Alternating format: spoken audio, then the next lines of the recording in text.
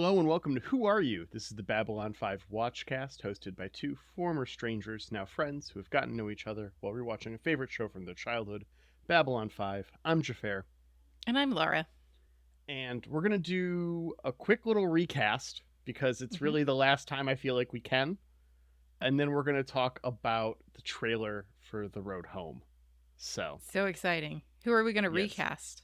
Today we're going to recast Kosh and Mr. Morden. All right, who do you want to do first? I think Kosh is probably going to be the most fun. Yeah, Kosh is fun, and technically Kosh is already gone, right? Yeah. Yeah, we see a Vorlon that looks exactly like Kosh at the tail end of this episode, but Yeah, it is not Kosh. yeah. We only have two Kosh costumes. That's the issue, I think. That's why there's only two Vorlons at any given time. Yep, we only made two. It's a lot of shoulder pads, so I understand the expense. It is a 80s suit pants worth of shoulder pads. It is crazy. So for Kosh, honestly, I mean, you can get away with a voice actor for Kosh. You can get away with like two Yeah, people playing Kosh, right? yeah, And for so sure. you can pick someone who is older and might not be interested in wearing the bodysuit Uh huh. and just doing voice work. And that is 100% where I'm pointing with this. Okay. Because I think that this is the perfect role to bring back a legacy cast member for. Oh, and who would that be? I think the best choice would probably be Walter Koenig, Okay. knowing that he can only do the voice work and stuff. But I think the hmm most fun choice, and what I'm actually going to put forth as my pick, is Bruce Boxleitner. Okay. Like Because, as voice, yeah, and as then the we voice distort of it. Kosh. Yeah. Okay. Because it's too perfect that way. Like Yeah. having him lead the new Sheridan along the path and be the mentor figure and stuff, it's too good. hmm It'd be like Mark Hamill playing Yoda. It's perfect. Like, just, we don't need to fuck with it. It's great. We'll leave it as is. Yeah, I like that. There is a nice symmetry in it. We keep Mm-hmm. our boy Bruce working, you know. Mm-hmm. Yeah, I like it. What's your pick for Kosh? Okay, so I was kind of on the same track as you in that like you can do anything to the voice, right? For sure. Because it's supposed to be distorted. It's supposed to be a little bit electronically manipulated, like whatever, you know. Mm-hmm. So I kind of thought, well, he needs to be rather tall, I think. We need kind of a tall, imposing Mm-hmm. body in there. And then I was like, well, okay, I'm just who are actors over 6 feet tall? I feel like we need to minimum 6 feet on Yeah. that. And then from there, all right, what's amusing to me? And I settled on Samuel L. Jackson. Because he kind of got into his like wise mentory kind of thing in the Star Wars franchise, Yeah. with Yeah, Mace and Windu. the Mars that a bit too, yeah. Yes, so we could bring back the purple suit, Okay. maybe rock that a little bit, and he could just have some fun with it, and then we can do whatever we need to the voice. If the voice isn't working, it's not quite right. Mm-hmm. Just throw some filters on it, and we'll be fine, right? All right. No, that So sounds that was good. that was my pick. For Morden, I'm looking for unhinged yet charming that can take a Uh-huh. turn for downright terrifying. Okay, yeah. And when I think of that role and actors currently doing their stuff, two names immediately pop into mind, and that's Tom Hiddleston and Sarah Paulson. That's funny. I definitely thought about Tom Hiddleston. Yeah. Sarah Paulson, though, that's the name I'm going to have to Google real quick. I see some credits in American Horror Story, which is not a thing that I watch. Yeah, I haven't seen that. I know her most recently from the OJ season of American Crime Story, Okay. Yeah, or I whatever that see she's anthology got series the is credit called. for Ratched, too. Yeah, okay. I could see Unhinged there, perhaps. I wasn't thinking Unhinged as much with my pick, but I was thinking, like, can have a smirky face. Yeah, Gotta have a good smirky face gotta have a good smirky face. if you're Number one Morton. quality of Mr. Morton. Yeah.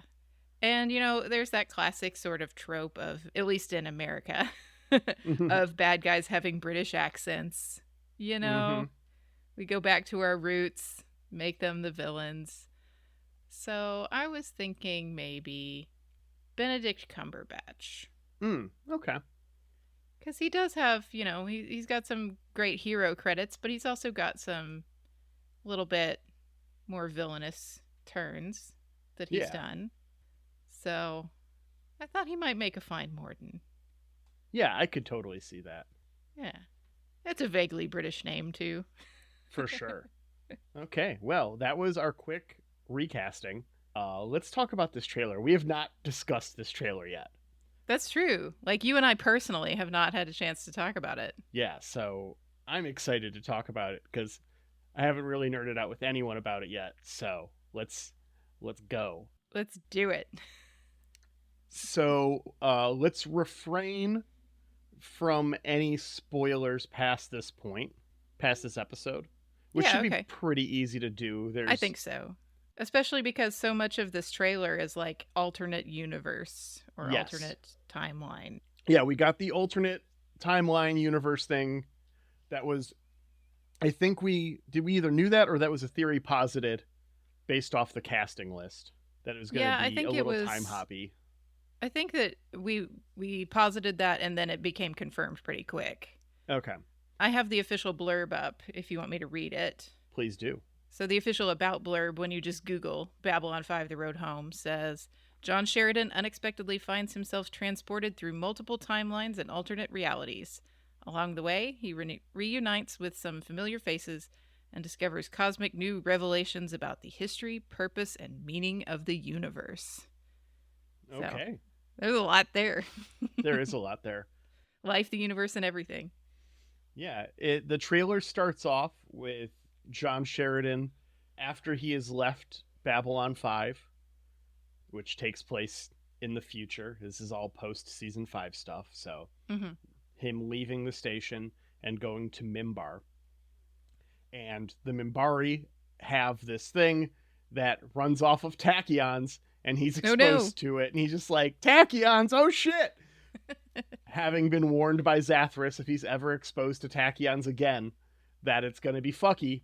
And so he Yeah. gets exposed to tachyons again and starts traversing time, space, and realities, Yeah. trying to find his way home. There's a lot of fun alternate realities here. Mm-hmm. I want to know what led to. There's one where they lost the Shadow War, and Londo and Ivanova are like having drinks in lawn chairs. Yeah, and I'm assuming they're on Earth, perhaps. Not totally clear. Yeah. Uh, why would Londo be on Earth? Don't know. Curious how he got there. Why are Ivanova and Londo of any character pairing? Yeah, yeah. The whole thing reminds me a lot of Into the Spider-Verse. Yeah. So I'm hoping that we see the universe where everybody is pigs, like Spider Ham. Yeah, there's just all kinds of like random shit. It looks like the Shadows attack Babylon 5 in season 1 in one of these.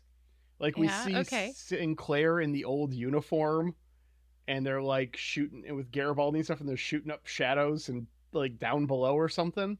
Yeah, that's probably reminiscent of that vision that Garibaldi had, right? Mhm. I thought that That's too. And I always wanted to know more about that. So I'm really hoping that we get some more detail on like how it transpired. Yeah, there's a lot of little stuff like that in this trailer. It looks real good.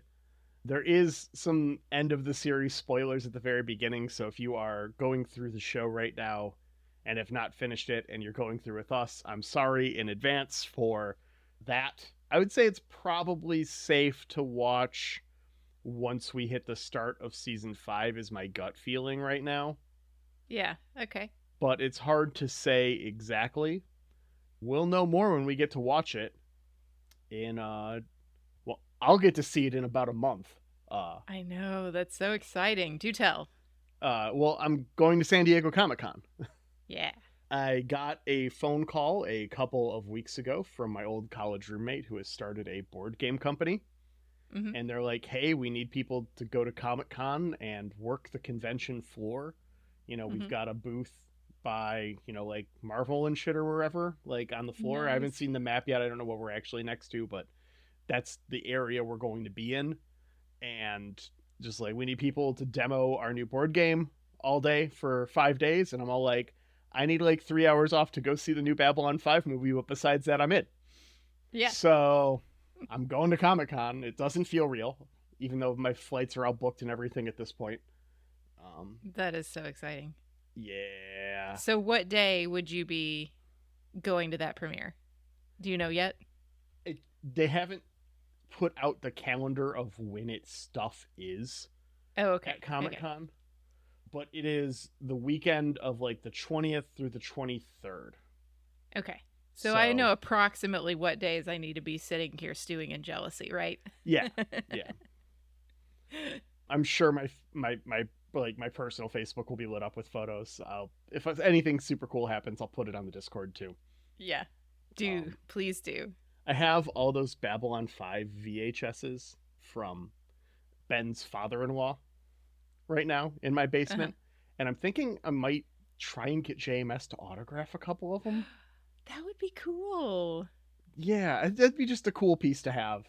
If Mm-hmm. like I could get him to autograph my VHS of The Gathering or something, I feel like that'd be cool to have. That'd be great. And that's you can shadow box that, you know, Yeah, yeah, for get sure. that get that out on display.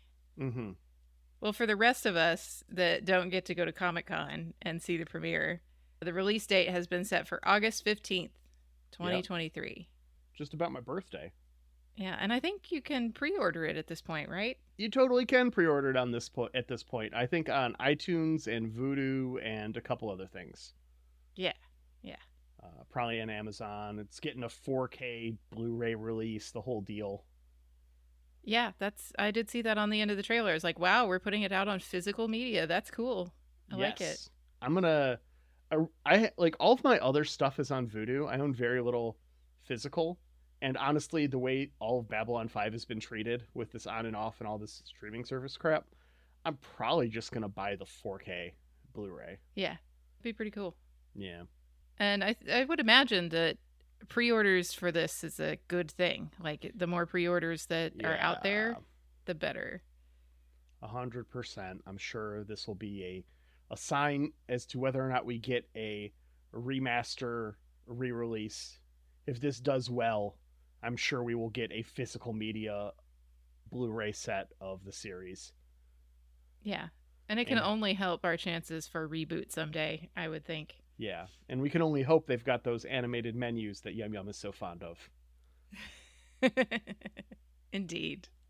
All right. Well, with all that said, we have season 4, episode 6, Into the Fire. Big ep.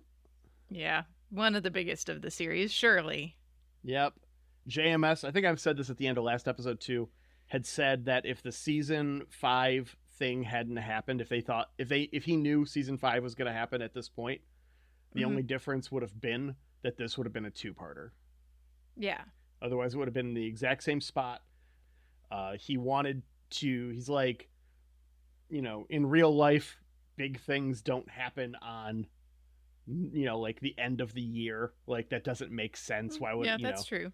it things happen, big stuff happens in the middle of other things. That's Mm-hmm. part of what makes them big things. So he wanted it to end kind of abruptly, kind of mid-season, and he wanted it to be jarring on purpose. Yeah, and I think that he's also hinted in dialogue in a few previous episodes that just because the big thing is going to happen doesn't mean the story's over, Yeah. right? Yeah, we've had a handful of characters say that now. Unlike storytelling up until this point where it's kind of like, oh, we fought the big battle and everyone's good and it's happily ever after. Mm-hmm. He doesn't want to tell the story that way. No, he does not. So we open up on a Antsy Ivanova wanting to rejoin the fleet when Lorien is like, no, this is the last of the first ones. We've just got to wait. Mm-hmm. And then Lorien describes Sheridan's plan, not as like in terms of tactics or anything, but as a crucible to find the truth. Hmm. Interesting. Mm-hmm. then like a space whale shows up. Yeah. I know that's not the actual ship, but yeah. I thought it was like a wooden ship. It looks very wooden to me. Yeah, this is a weird little thing, but it's not supposed to make sense. Yeah, these first ones are all very like impossible looking ships. Yeah. Except for the one that's clearly an homage to Close Encounters of the Third Kind. Sure, yeah. We're not supposed to really be able to comprehend them. They're supposed to be mysterious and unexplainable. Mm-hmm. So, could we cut to the White Star fleet, and they are attacking a Vorlon observation post. The White Stars successfully blow it up so that they can move the rest of the fleet past without being noticed. And man, this fleet is massive. We get a couple shots that really lend the scale to how many ships they've put together here. And the different types, yeah. We get some lip service. It's over 1,000 ships from more than 24 races. Impressive. It is a huge fleet. Yeah, Sheridan is very pleased to command Lanier to take us into the episode. Yep. And go to theme. I kind of wish that the White Star fleet wasn't just numbers.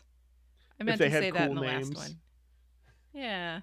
I don't think that's very Minbari, but maybe, I don't know. They've got a name Yeah. for their one ship. Maybe that's the only one that has one. Yeah. I guess, we don't know enough about like Minbari mythology to have any attachment to names. Yeah. But it'd be cool if there were like some that were named like human things and some that were named Minbari things to show the I'm here for melding that. of the two. Yeah. Yeah, you name them all after. Well, what would you do? What if you're Entelza, you're Ranger 1? What do you decide they're naming all the White Stars after? Make it a theme. Like all the good spaceship runs when you've got a bunch of the same ship, they've all got a naming convention of some variety usually. Mm-hmm.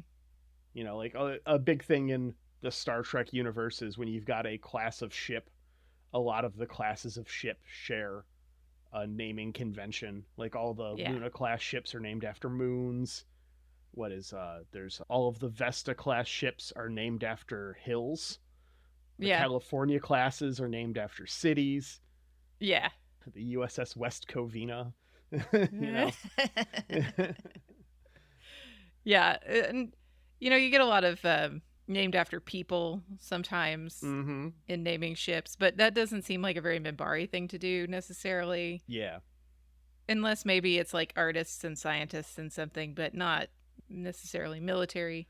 I could see them going for like famous peacemakers. Yeah. Like naming a ship the Gandhi or something, like stuff along those lines. I could see that fitting in with the Ranger theme as well. Sure. Yeah. After this, Lita's all like, so why are we defending here and not Centauri Prime, which is clearly the more important world and storyline? Yeah. And Marcus is like, well, Coriana 6 has twice as many people living on it.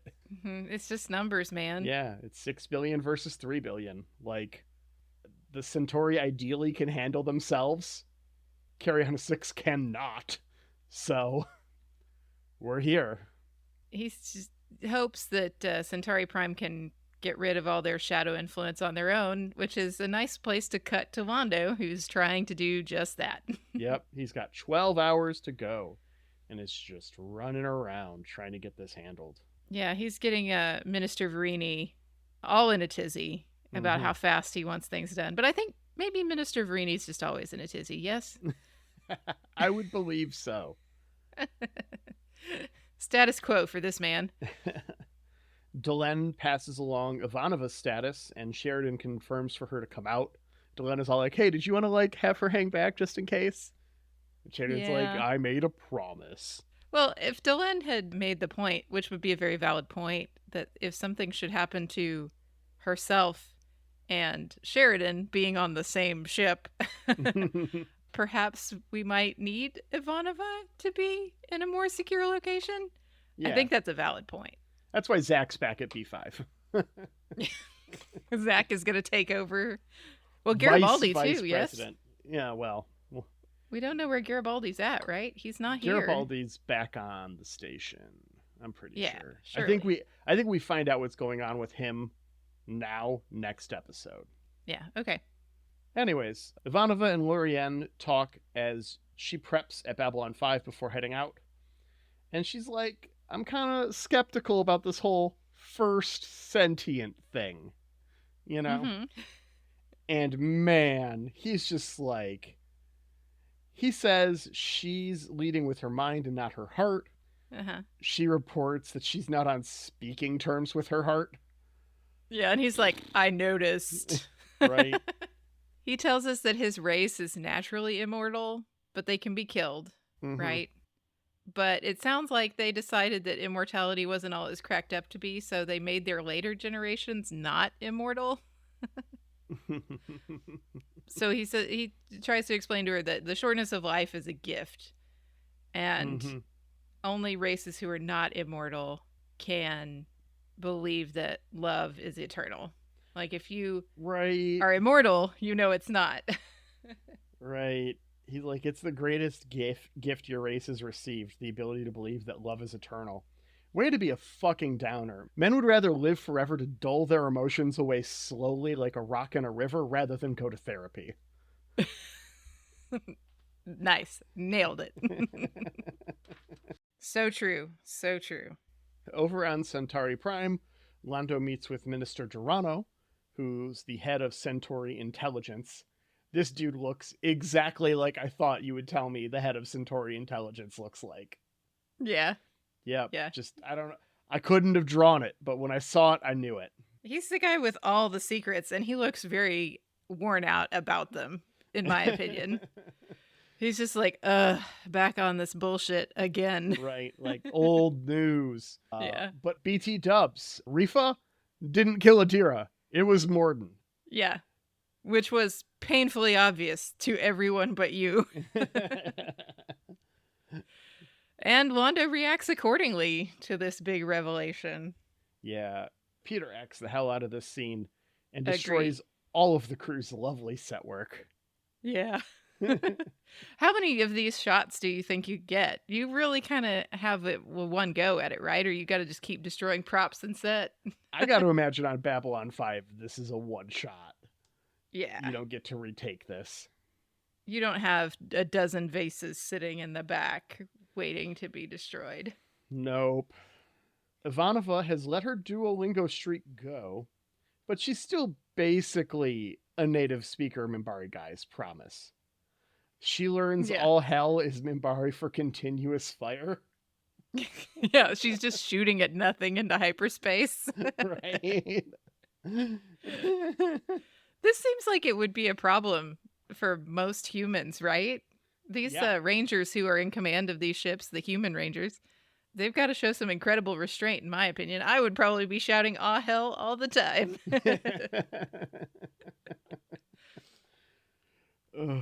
Lorien is like, look, you're going to have to understand your way to winning this war, not fight your way to winning it. Mm-hmm. Mm-hmm. We learn Sheridan has hid nukes in a bunch of asteroids. Again. There's just no problem a nuke won't solve for Sheridan, right? This is the exact same tactic he used to defeat the one Minbari cruiser in the Earth Minbari War. Yeah. Like, if it ain't broke, don't fix it, I guess. But there is, I mean, he does solve a problem without a nuke in this episode, so I can't quite give him the broken record rap. This isn't Walter White and Thermite, but, you know, it's getting there. Yeah, I mean, you would think if you're other races, you might look for a way to look for hidden nukes at this point, right? Oh, we're fighting John Sheridan, the guy who hides nukes in asteroids? Better not fly near asteroids.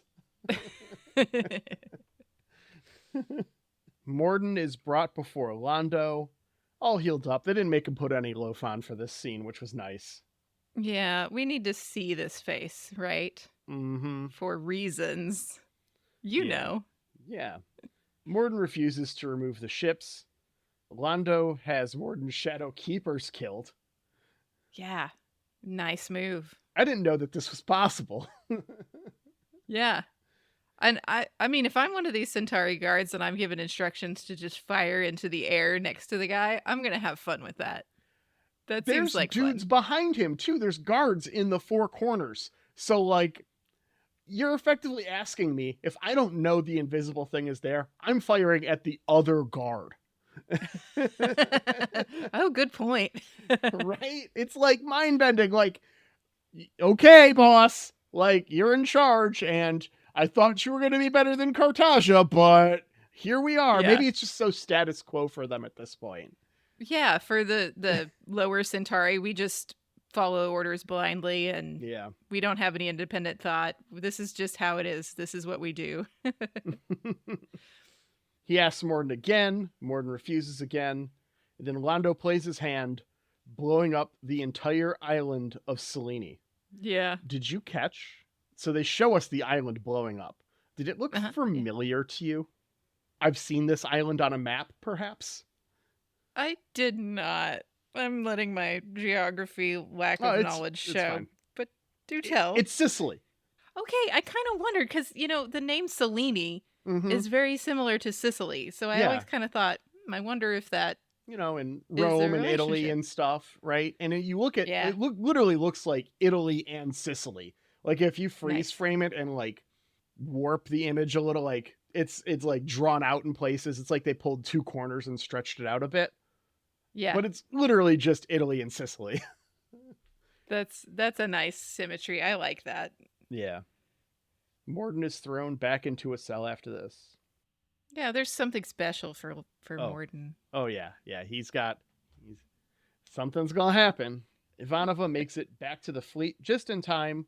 The Shadows and the Vorlons arrive at the same time. Sheridan sends up the nuke asteroids, getting both forces to attack. Lorien and Marcus kind of hectically trade places, and Lita tries reaching out to the Vorlons. And we cut back to Centauri Prime in what is probably one of the most iconic shots of this entire show. Indeed. We finally get a nice thing for Veer. Yep. Veer gets summoned by Londo. There's a gift waiting for him in the gardens. He walks out, looks up, and then we get a cut back to, end of season 1, start of season 2, where Veer talked to Mr. Morden about what he wanted. He finally answered Mr. Morden's question. And he's like, I want to wave at your head on a pike like this as it's in the Centauri Gardens to warn future generations of the price of power being too high. And he looks up, he smiles, and he waves, just as described. Just like it. Yeah. This is just chef's kiss. Yeah. One of my favorite scenes in all of this show. Now, we get the flashback. And I feel like the flashback is important in the non-streaming era of television. For sure. Because recalling a very specific mannerism from a scene 3 seasons ago is a bit much. Yeah. But in streaming, do you think that this flashback exists? Like, if the show were made today? I don't think you need it in streaming. Yeah. I mean, maybe there's something else, like in the set pieces or in the costuming or expression on his face that reminds you of that original scene, or maybe even like blocking, like where he is in relation to the pike. But I don't think you need the whole flashback in streaming land. But for non-streaming land, it's been, years, right? It's been a couple of years since we saw this scene. Yeah. Oh, it's so good. Makes sense. At the big battle, Sheridan calls on the first ones to take out the Vorlon planet killer before it can strike. Londo then meets up with Veer in the gardens, who has sent word to the Vorlons with the proof that they have removed all the Shadows touched from their world. And Veer's like, almost all of it. You're still here, Londo. Yeah. Londo is very blind to his own part in all of this. He does the rightish thing. So the Vorlons arrive in orbit, they block out the sun, and Londo is immediately like, Veer, you have to kill me and tell the Vorlons. Like, just, here's a gun, shoot me right now. And Veer's like, well, we don't know, maybe you get a And we know, because of the other scene, that the Vorlons, having just suffered the destruction of their planet killer, have called for reinforcements. They don't know this. But the planet killer gets up and leaves. but not because Londo got a weekend pass for his shadow interactions. Yeah. So they've got a unfortunate idea that they're okay. Mm-hmm. And maybe not so much. After this, Lita gets all funky, being taken over by both the Vorlons and the Shadows. She takes Sheridan and Delenn elsewhere. Elsewhere, of course, being the Grey Council set. We only have so many sets. Right? You've got one big empty room with a couple overhead lights installed. It's all you really need. Yeah. Yeah. Sheridan yells at Frozen Lady Vorlon, while Delenn gets Shadow Friends. Okay, so what's the deal with Frozen Lady Vorlon? I think it's supposed to be one of the Centauri prophetesses. Okay, I thought that's what it reminded me of, at That least. was I the just didn't vibe. know, like, why. It does, yeah. Sheridan does not interact with like Lady, who was Majel Barrett, Lady Morella. Am I remembering that right? Something. Yes, Lady Morella. All right, got it in one. I don't understand it though. Like, why Sheridan doesn't interact with this character at all, and you've already got like Kosh, right? Well, maybe it's not a Centauri prophetess necessarily, because the Centauri also have the Lady Telepaths, Yeah. right? And we know they would have been seeded by the Vorlons. Mm-hmm. Why Centauri? I don't quite know. Like, maybe it's symbolic of their slipping away from the Vorlons. Mm. I don't It's a good know. question that I haven't seen answered anywhere. Maybe I missed it. Hey, Yeah, Discord, if you know it's what one the of those hell's things. going Maybe on, maybe it's out there. yeah, Who let us knows? know. Sheridan asks the Vorlons why they never attacked Zahadum. They're like, you wouldn't understand. And he's like, bullshit, I nuked that bitch. Just like, come on. Delenn gets read the dust jacket of the Fountainhead by Lanier, and she Yeah. tells him to fuck off with that reductive bullshit. Delenn brings up that the Shadows and Vorlons refuse to destroy each other because then the other will never know who was right. Uh, boy. This is the worst couple ever. Like the worst couple you've ever met. That's Yeah. they're Yeah, just the ones who should just get divorced already. But they're like the couple that's dating that are perfectly miserable with each other. uh-huh. Like the two worst people you've ever met dating. You Yeah. know, like that's what this is. I That's their definitely can relationship picture at least one of these. Yeah. dynamic. Sheridan and Delenn tell the older races that they're going to take their ball and go home. The Shadow Planet Killer cloud envelops the fleet as both the Vorlons and the Shadows appear on the bridge of the White Star. Lorien tells them their next words will decide their fate and to choose them carefully. Sheridan makes them do our cold open, but they didn't prep, so they just sit in silence. Yeah. I know that feeling. Had to improvise that one more than once. Yeah, exactly. Delenn's like, how can you expect us to answer when you've forgotten? The game is over. They refuse to accept this. They're like, hey, you can't get everyone to give up on our game if you're blown up. And the fleet surrounds them, showing all races are in agreement. A handful of ships sacrifice themselves to save the White Star to let this continue going from various races. And then Sheridan tells them to get the hell out of our galaxy. Best line ever. Well, there's a lot of good lines in this show. This is a very good one that I enjoy. Yeah. Lorien is like, look, I guided and then step aside. It's time for you to do the same. Y'all need to leave the galaxy to the younger races now. Yeah. Let's go somewhere else. Yeah. And go out past the rim. Yeah. They just do it. They're tired. Yep. Lorien. They've been shown up. All the first one ships that stayed behind, and then all the Shadows and Vorlons. Lorien tells them they now have stewardship of the galaxy, and they must guide their younger races, then step aside as they have. And thus begins the third age of mankind, as promised since the beginning of our opening credits. In season 1, the dawn of the third age. And John goes a little bit into the different ages, but there's actually a bit more of this. Okay. Do tell. All right. So, there is a source book that Mongoose did called Darkness and Light, the Vorlon and Shadow Fact Book, where all this comes from. This is from the Babylon 5 RPG that we should still figure out a way to play sometime. Yeah. So the first age is just you're on your planet, and if you don't make it past the first age, it's because you never left your planet, right? So like the Okay. Zon that we Fair. hear the Centauri talk about, Neanderthals would be an example of a first age species on Earth here. The second age begins when you start exploring the stars and the universe. So spacefaring races, second age races. So mankind has been in its second age. The second age is marked by the race falling under the influence of older, more powerful species. This process is unavoidable. It's very much like a child growing up dependent on its parents. Like the parents teach and shape their child, the young race inherits its cultural and technological characteristics of its elder. The Minbari inherited from the Vorlons.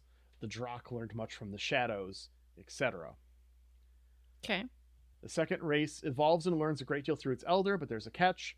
Like a child grows and must learn to fend for itself without its parents, so must the younger races. If a race grows too dependent on its elder, it loses the capacity to evolve on its own.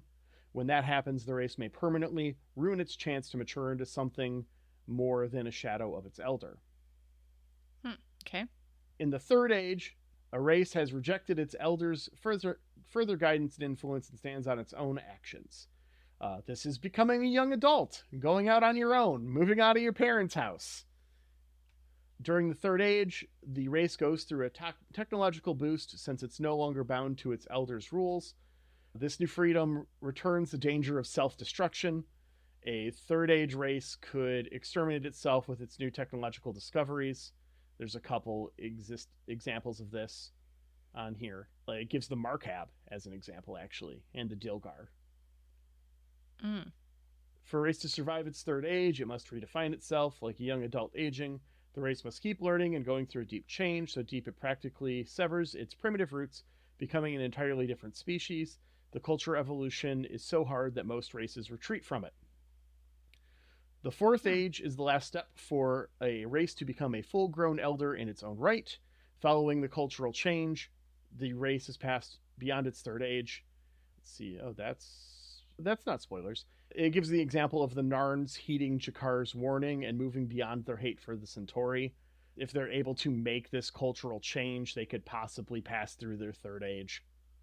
Okay. Following the cultural change, the race has arrived in its fourth age. It is a fully grown adult species, free, wise, and powerful enough to shape the universe as it sees fit and walk among the stars like a giant. The walkers of Sigma 954 are an example, as are the rest of the first ones. The fourth age is to many the last step of a race, since they are now like gods. Fourth age race is powerful enough to fight any outside threat and wise enough to avoid killing itself with its own power. However, it could still kill itself culturally, if not physically, should the cultural change of the third age have not been strong enough, or should the race's transformation not be deep-seated and complete enough, then it will simply begin to fade. When a race can fulfill all of its dreams it had when it was young, and has nothing more to search and achieve, it stagnates and begins to die off. So did Lorian's race self-destruct itself in the fourth age? If he's the only one left? Well, he says that the rest of them left, and so I would say that's the fifth age race. Is after you've done the whole guide a younger race thing, your fifth age is you are, let's see, a fifth age during the fifth age races are Vorlons and Shadows and Lorient's race.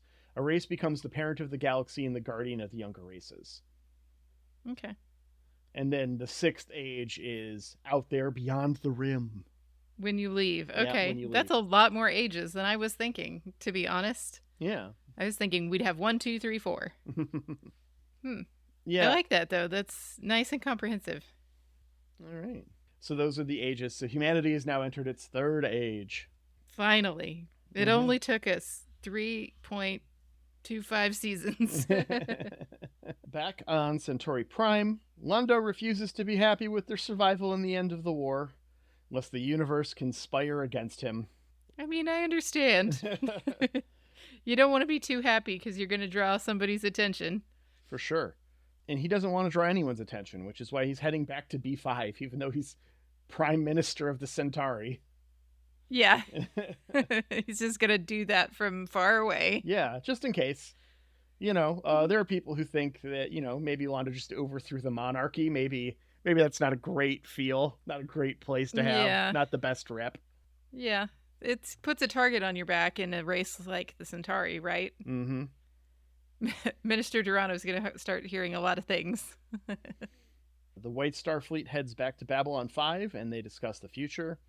The first ones are gone, and they need to make their own magic now, their own legends. Yeah. As per the age guide that we just read. Mm-hmm. Shadow War's over, y'all. Dun, dun, dun. It's lasted done. 12 episodes. I must say, in non-streaming land, it did feel longer. Yeah. Well, you had a break in like between seasons and weekly. Yeah. We had time to mentally stew upon it as we waited each week for more info. Mm-hmm. But in streaming land, it does feel terribly short. It's real quick.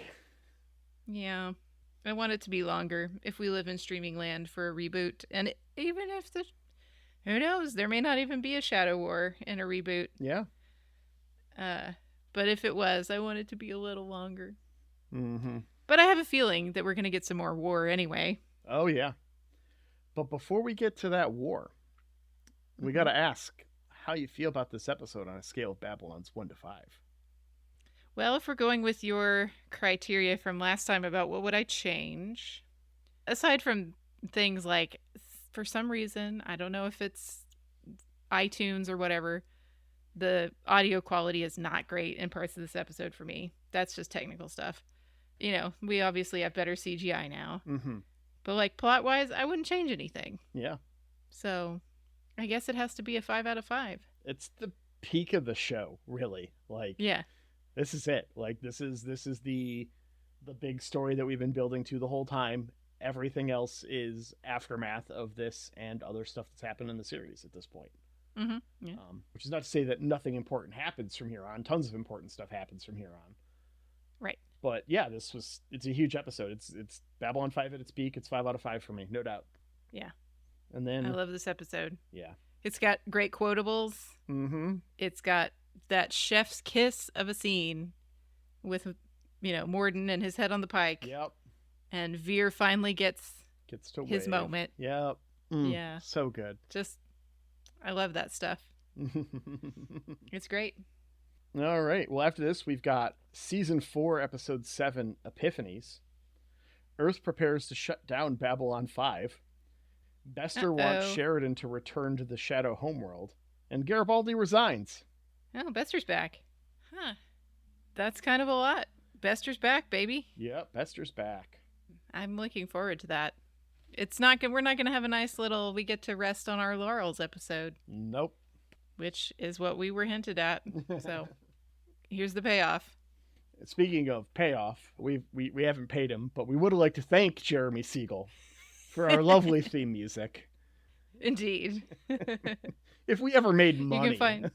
it'd be one thing.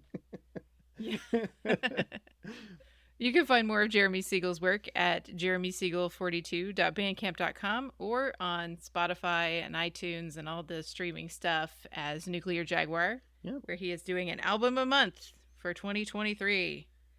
Hey, Angry Duck Time Machine on Instagram. Thank you for our podcast art. We really appreciate it. Indeed. And thank you to Aaron for editing our podcast. Thank you. You're really the rock of this whole thing. It's true. It would not come out without you. Very true. And thank you, listener, for tuning in and spending your time with Laura and I as we talk about Babylon 5. It's greatly appreciated. whoareyoub5@gmail.com is our email address that I always forget about. We have a Twitter that I never check, but it exists. Yeah, same. And Discord is where most of the conversation happens. Oh, we have a Facebook, too.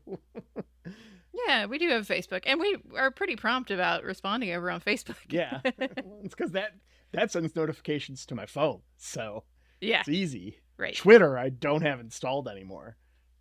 Ever since Musk took over. Yeah, that's been weird. We're in the worst. But the Discord is a very lively place to be, and it also has notifications on my phone. It's true. Yep, and people are talking about the trailer there and all kinds of stuff. Our Discord is a blast. Join up there and hang out with other fans of the show and us. There's a whole channel just for memes if you're into the memes. Yep. All right. Well, we'll see you next week, Internet. All right. Bye.